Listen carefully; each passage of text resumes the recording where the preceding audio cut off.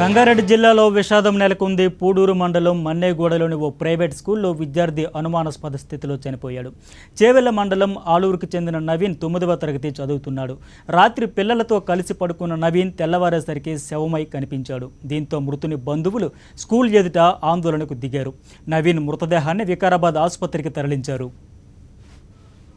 దీనికి సంబంధించి పూర్తి వివరాలు మా కరెస్పాండెంట్ విక్రమ్ అందిస్తారు. విక్రమ్, దీనికి సంబంధించిన తాజా సమాచారం ఏంటి?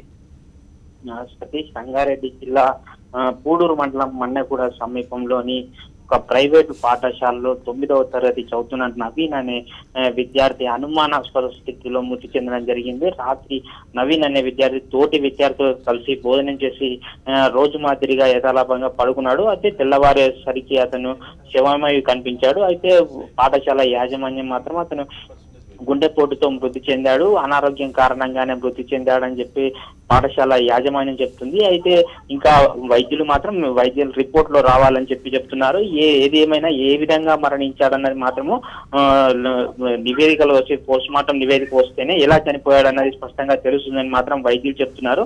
మొత్తం మీద పోలీసులు కేసు నమోదు చేసుకుని దర్యాప్తు చేస్తున్నారు. Satish. Okay Vikram, thank you.